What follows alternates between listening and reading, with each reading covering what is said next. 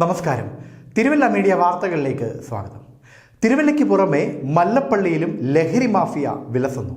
Police സാന്നിധ്യം കുറഞ്ഞതോടെയാണ് ഇവർ വിലസാനുള്ള പ്രധാന കാരണം. സ്കൂൾ പരിസരങ്ങളിലും വിദ്യാർത്ഥിനികൾ കൂടുതലായി എത്തുന്ന ബസ് സ്റ്റോപ്പുകളിലും പൂവാലന്മാരുടെ സാന്നിധ്യം പുതിയ കാര്യമല്ലെങ്കിലും ഇപ്പോൾ ശല്യം വർദ്ധിച്ചിട്ടുണ്ട്. ഇക്കൂട്ടർ പെൺകുട്ടികൾ കൂടുതലുള്ള വിദ്യാലയങ്ങളെ ലക്ഷ്യമിടുമ്പോൾ ലഹരി മരുന്ന് കച്ചവടക്കാരാണ് ആൺകുട്ടികളെ വലയിലാക്കാൻ രംഗത്തിറങ്ങിയിരിക്കുന്നത്.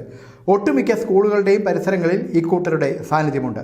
മുൻകാലങ്ങളിൽ കഞ്ചാവും മറ്റുമാണ് വിറ്റിരുന്നതെങ്കിൽ ഇപ്പോൾ മറ്റ് ലഹരി വസ്തുക്കളുടെ വിൽപ്പനയും സജീവമാണ്. ചെറിയ കുട്ടികൾ വരെ ഈ സംഘത്തിൻ്റെ പിടിയിൽപ്പെടുന്ന സാഹചര്യമാണ് ഉള്ളത്. ഇത്തരം കേന്ദ്രങ്ങളിൽ നിരീക്ഷണം നടത്താൻ എക്സൈസും താല്പര്യമെടുക്കുന്നില്ല.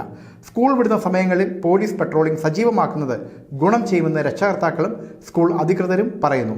ലഹരി മരുന്ന് വിൽപ്പനക്കാരും ക്രിമിനൽ കേസുകളിൽ പ്രതിയായവരുമെല്ലാം ഇക്കൂട്ടത്തിലുണ്ടെന്നാണ് സ്കൂൾ അധികൃതർ പറയുന്നത്.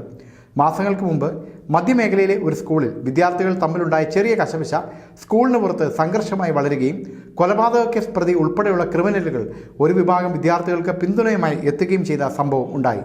സ്കൂൾ അധികൃതരുടെ ഇടപെടലിനെ തുടർന്ന് അനിഷ്ട സംഭവങ്ങൾ ഒഴിവായി. ഇതേ തുടർന്ന് അവർ അടിയന്തര യോഗം വിളിച്ചു ചേർത്ത് രക്ഷകർത്താക്കളെ വിവരം ധരിപ്പിക്കുകയും ചെയ്തിരുന്നു. News desk, Thiruvalla media.